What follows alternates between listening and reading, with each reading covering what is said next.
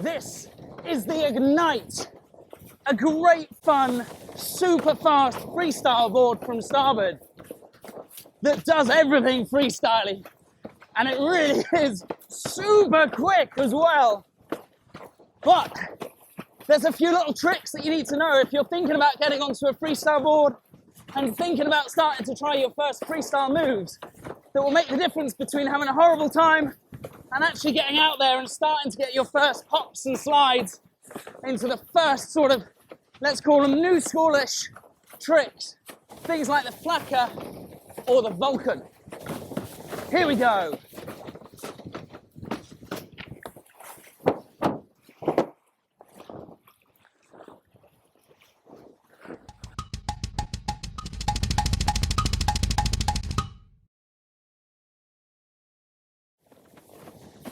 So this is the Ridealong channel here on YouTube. If you're new to it, welcome. Don't forget to whack that little subscribed out button down at the bottom. There's loads of different videos showing you a whole bunch of different techniques and tricks and all sort of level from beginner all the way up to advanced stuff, which is what I'm looking at just now. How to handle this freestyle board in all kinds of conditions and basically how to just stop. And this is the biggest thing that goes on with this freestyle board. Stop it constantly just spinning out and actually be able to hold your ground upwind before you then start thinking about throwing some shapes. In order to do this, I'm going to slow it down. Hey. Because this is not the same as a free ride board. It's not the same as a waveboard at all. There's lots of funny little things you can do to help you out. One of the little things to notice just now is how small the distance is between the mast foot and my foot strap. Is only the size of my foot actually. It's a very small distance.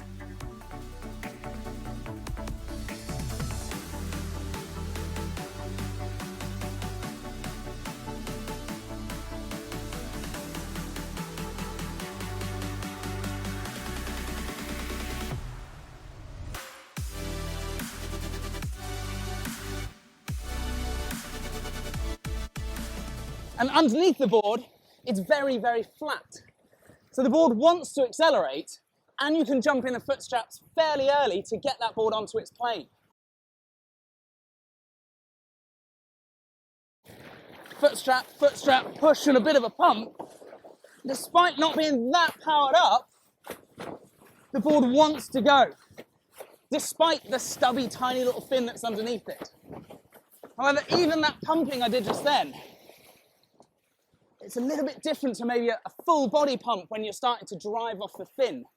It's more about getting the nose in front of the tail with a bit of a scissory kick action from your feet. 2 feet working together, front foot driving forwards, back foot pulling underneath me to make sure I don't spin out. A lot of it is front foot pressure to stop the board spinning out, but also that pull underneath you, my back foot pulling back to make sure the board is actually driving forwards. As soon as I put back foot pressure on, whoa, the board spins out. It's often called a scissor kick, scissoring the board, as it were.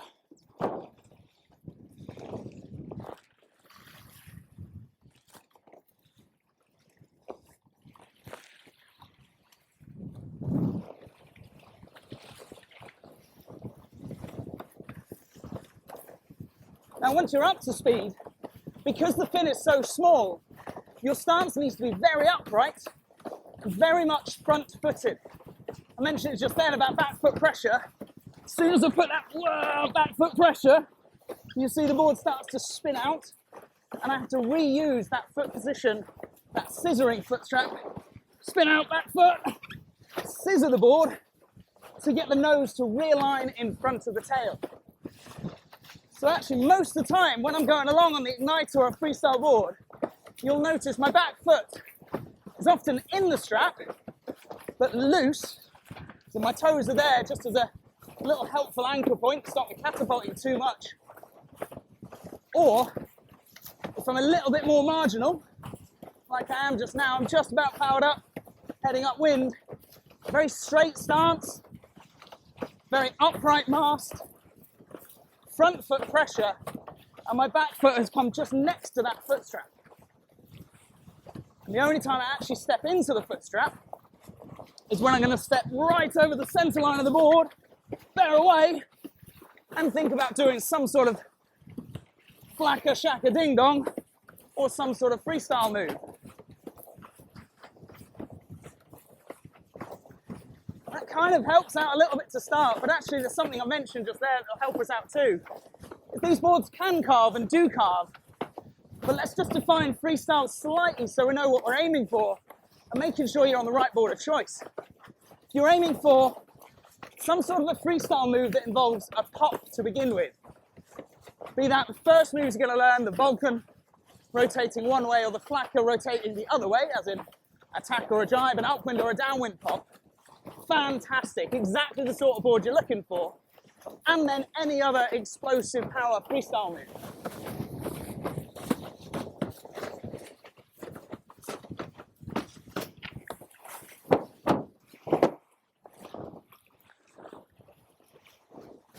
Some sort of freestyle move that involves a carve, an upwind, a downwind 3, for example, or some fancy jibe style maneuvers. This probably isn't the best board to be purchasing, but great fun to have a go on if you can come to a school like ours out here in Vassiliki and give it a bit of a go.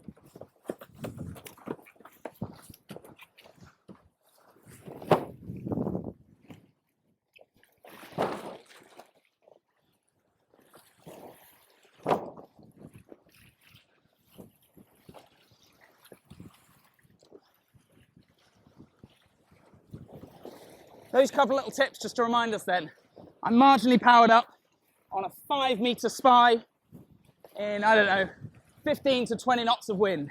Gonna jump in the straps fairly early and give that board that scissory kick off the wind. The more powered up, the less far away from the wind I need to go. If I'm a bit marginal, I might push it hard all the way down to a broad reach and then go for it from there. A bit more powered up, a bit higher up and into the wind, and then once you're riding, the board wants to be fast, it wants to be flat. To keep that board flat through that front foot pressure. You're not trying to stamp on your back foot, because like we've seen a couple of times, make sure I've got space, you stamp on the back foot, whoa, that starts to happen, you start to spin out, whoa, and it takes that scissory kick action to realign the board and start to go in a straight line. There you go, just a couple of tips for riding a freestyle board for your first time. Now it's time to go and have a bit of a play. Thanks, of course, for joining me here on the Ridealong channel. I'll see you on this, on Instagram, on the Patreon page, or somewhere, I hope, on the waters of Vassiliki very soon. See you later. Hey.